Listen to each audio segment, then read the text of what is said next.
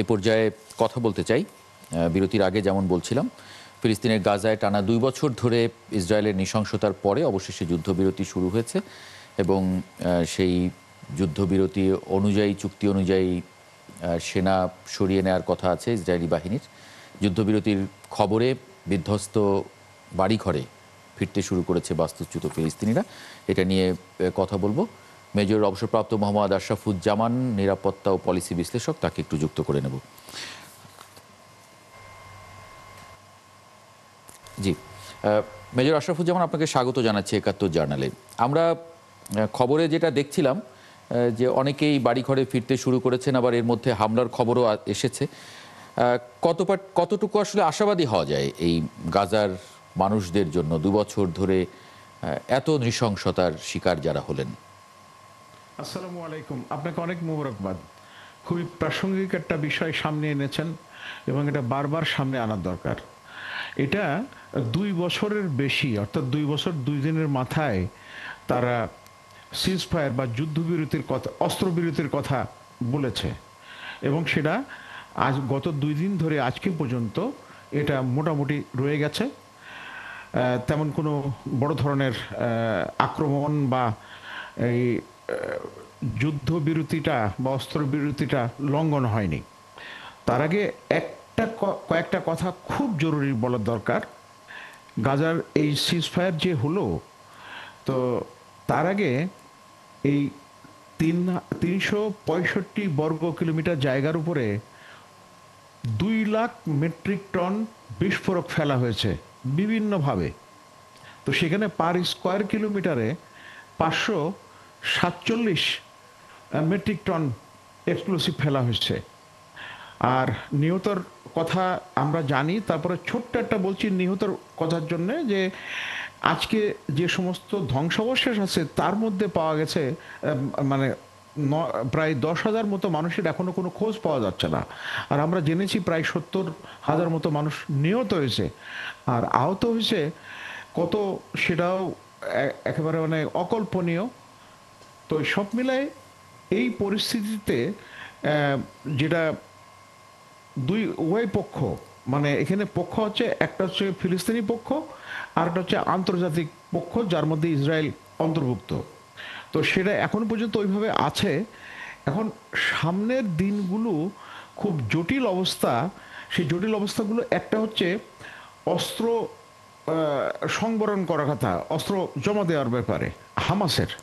এখন এইটা তাদের জন্যে আগামী দিনগুলোর জন্য কতটুকু তাদের পক্ষে সম্ভব হবে, আবার এটা না করলেও এই প্রথম পর্ব, দ্বিতীয় পর্ব এবং তৃতীয় পর্বের যাওয়া যাবে না।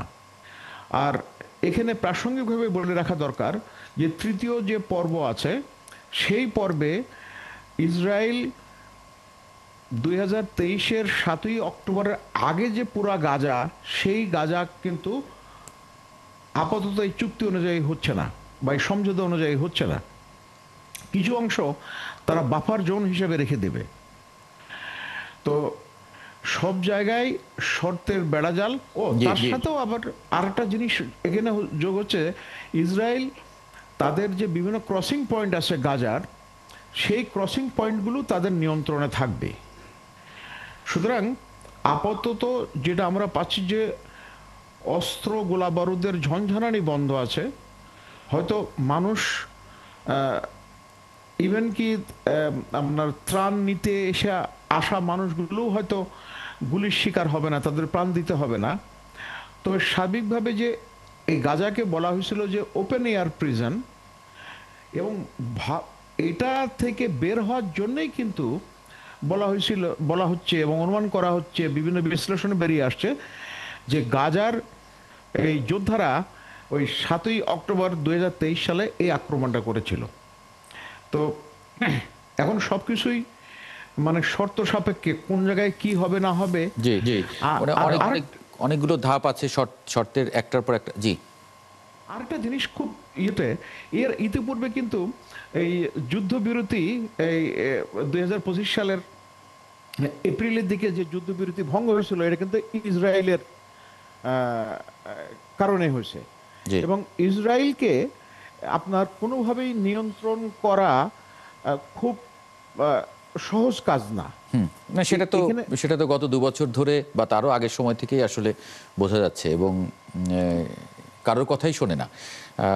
ফয়েজ আহমদ, আপনার মন্তব্য দিয়ে। সেটা হচ্ছে এই যে গত এপ্রিলের যে সর্বশেষ কথাটা আপনি বললেন, মানে আমরা দেখেছি যে গত এপ্রিলে একবার পরিস্থিতি একটু স্বাভাবিক হওয়ার একটা লক্ষণ তৈরি হয়েছে। গাজাবাসী আবার হয়তো তাদের বাসভূমিতে ফেরার একটা চেষ্টা, যদিও অধিকাংশ মানুষের বাসাবাড়ি আর নেই, তারপরেও মানুষের মধ্যে এই ইমোশনটা কাজ করে যখন একটা স্বাভাবিক পরিস্থিতি দেখে সে তার বাড়িতে ফিরতে চায়। এখনো যেটা আমরা দেখছি, তখন কিন্তু যেটা হয়েছে যে আবার যখন এই অবস্থা মানুষ ফিরতে শুরু করলো, আবার হামলা হলো, নতুন করে আরো বেশি সংখ্যক মানুষ মারা গেল। এবারও সেরকম একটা ঝুঁকি আসলে থেকে যায় কিনা? ঝুঁকি তো থাকছেই আপনাকে, তবে এবারের প্রেক্ষাপটটা একটু ভিন্ন। একটা হচ্ছে মানে গ্লোবাল প্রেশারটা এবার একটু বেশি। প্রেশারটা শুরু হয়েছে থেকে।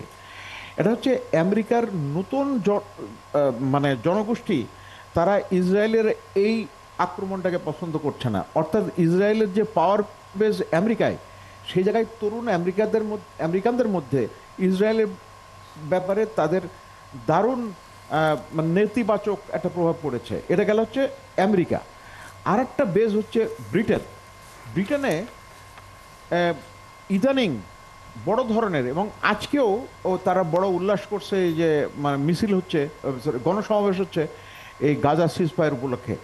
প্লাস হচ্ছে জার্মানি একটা বড় সমর্থক, এবং অন্যান্য ইউরোপের দেশগুলোতে আপনার এখানে এই ইসরায়েলের আগে যে সমর্থন ছিল সেই তুলনায় কমে গেছে, সমর্থন ফিরিয়ে নিচ্ছে আর কি। যে রাইট। এখানে সবচেয়ে গুরুত্বপূর্ণ হচ্ছে যে খুব খুশিতে আমেরিকা বা ইসরায়েল এই যুদ্ধবিরতি বা অস্ত্র সংবরণের নীতি গ্রহণ করেছে গেছে সেটা বলা যাবে না। জনবল তাদের ব্যাপকভাবে তাদের বিপক্ষে গেছে। একটা জনমতের চাপ এই চাপটা আসলে জারি রাখাও প্রয়োজন। অবশ্যই জারি না রাখলে এই মানুষগুলোকে, গাজার এই মানুষগুলোকে আসলে তাদের অধিকারে ফিরিয়ে আনাটা কঠিন। অনেক অনেক ধন্যবাদ মেজর অবসরপ্রাপ্ত মোহাম্মদ আশরাফুজ্জামান, আপনাকে যুক্ত হবার জন্য আজকে ৭১ জার্নালে। একই সঙ্গে ফয়েজ আহমদ, আপনাকেও ধন্যবাদ যুক্ত হবার জন্য পুরো সময় জুড়ে আমার সঙ্গে। দর্শক, আপনাদেরকে ধন্যবাদ ৭১ জার্নালে আজকে সঙ্গে থাকার জন্য। আগামীকাল একই সময় ৭১ জার্নাল দেখার আমন্ত্রণ জানিয়ে রাখছি। সঙ্গেই পাবো আশা করি।